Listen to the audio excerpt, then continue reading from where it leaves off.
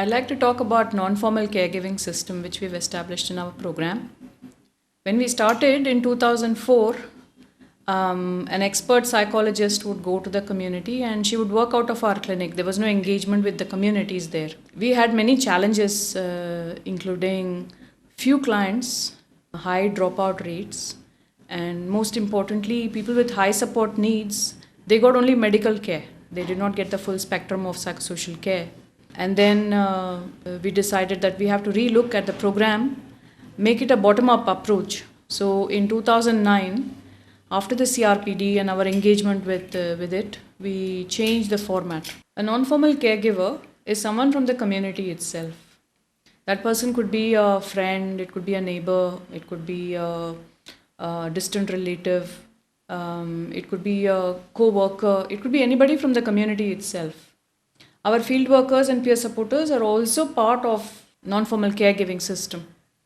We enable this system to have the necessary skills for giving support and care so that all people with disabilities and especially people with psychosocial disabilities get included in the community. This system helps to increase the social capital available to a person with a disability so that when they need some support, they have enough resources to be included. People in our program, they have a wide range of strategies for engaging communities directly on non-formal caregiving. We engage a variety of stakeholders, both from families as well as from various development agencies, from healthcare agencies, from the education system, from the government system also.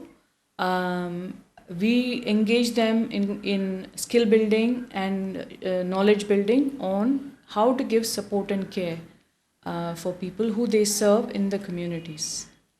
The non-formal caregiving system is the most critical part of our program because this is what will ensure the sustainability of our work, sustainability of communities in giving mental health care as well as necessary supports for people with high support needs. And so far our experience has shown that we have busted two myths which are very widely prevalent about people with high support needs. The first myth is that people with mental illness are violent and dangerous. And the other myth is that people with high support needs, people with psychosocial disabilities, they cannot be cared for at the community level itself. Our experience shows otherwise. I want to end by saying that there is really no justification to say that some people are severe and some people are mild and so on. These categories are not relevant when we work in the community. It is possible, very feasible, to work with all kinds of people with psychosocial disabilities in the community itself. And this is a path which we must try for the future.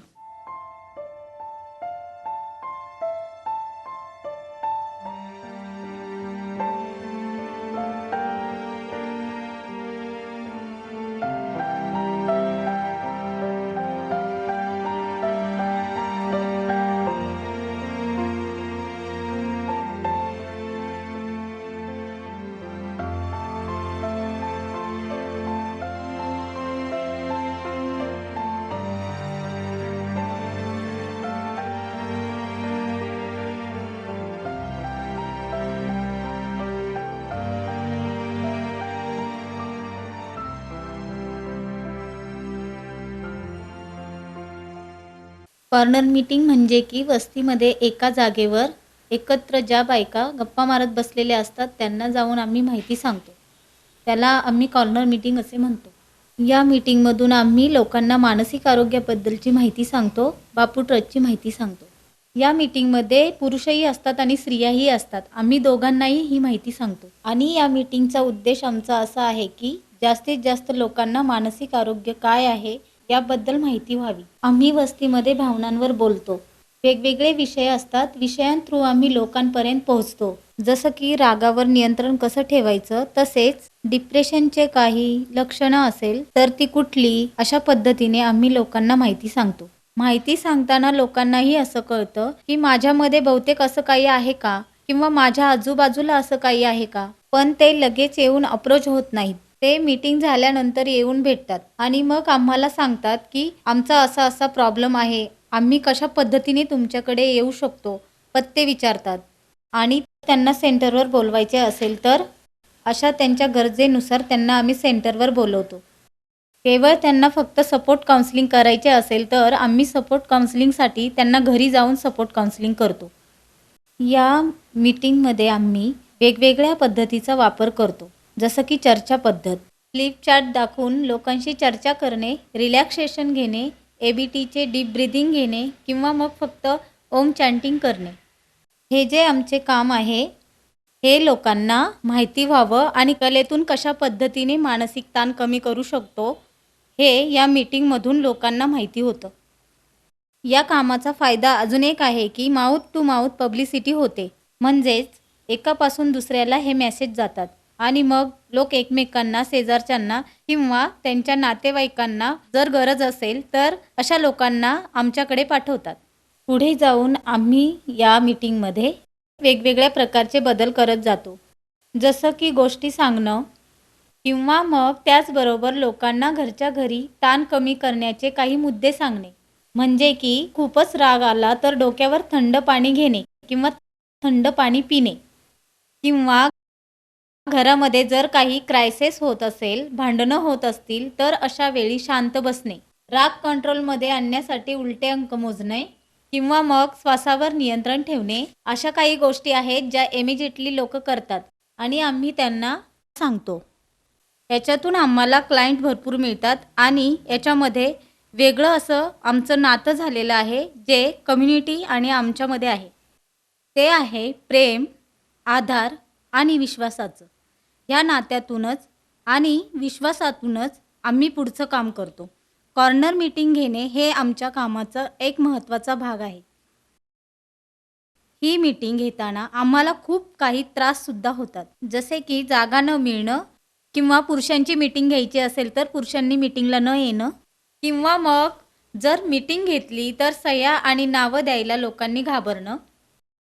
एखाद्या ठिकाणी आमची meeting घ्यायची आहे, ठरलेली आहे आणि त्या ठिकाणी मयत होणं किंवा भांडणं होणं, अशा काही गोष्टींना सामोरे जाऊन ह्या मीटिंग घ्याव्या लागतात. आम्ही आता पुढे जाऊन या मीटिंगमध्ये एक वेगळ्या पद्धतीचा बदलाव आणून चांगल्या पद्धतीने कशी मीटिंग होईल याचा आम्ही विचार करत आहोत आणि त्या मीटिंग चांगल्या होऊन त्या कम्युनिटीपर्यंत पोहोचवण्याचा प्रयत्न करणार आहोत.